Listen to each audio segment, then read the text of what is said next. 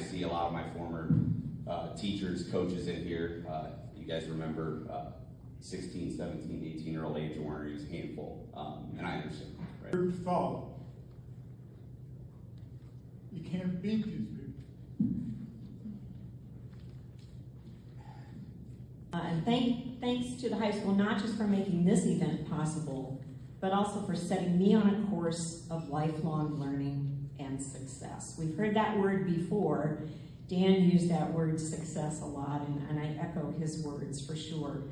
I did a lot of traveling growing up, and I know it wasn't easy for him. A lot of money and a lot of time commitment for that. So I really appreciate what you guys did for me.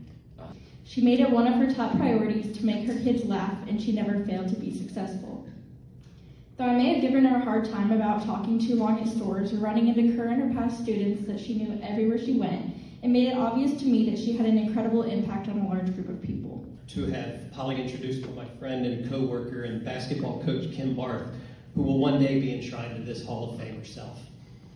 Polly's commitment to Washington and Washington High School began early on. She wasn't born in Washington, so my buddy Ben Baer would have said, well, then she's not a real Washingtonian. Having lived here for 45 to 50 years, and 45 of her 50 years, I definitely think she qualifies as a real Washingtonian.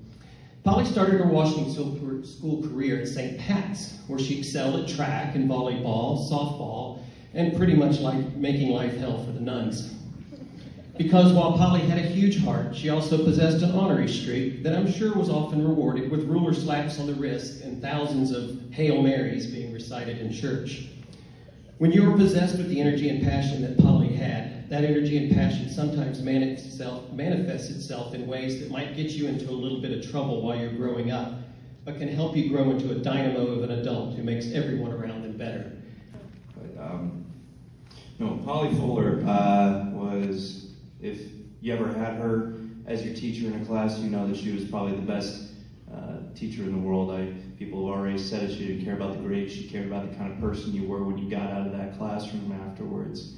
Found out that in between, my mom's here, and I could come down for a couple days, and I'd have to go back out west to come back east just a couple days later and realize it was my 35th high school reunion. And it was really crazy to be here at that point, seeing all my friends for the first time at that time, and saw Mr. Bruner, and crazy enough, Mr. Bruner was the first class I ever had at WCHS. It was first, I think it was either 0 or first hour algebra, way back when. So Mr. Bruner, congrats on you, 48 years in the stats area. Mr. Reed, 50 years, it's crazy. I joked with John and Jim a couple weeks ago. I thought you guys were that old back when you were teaching me, and you're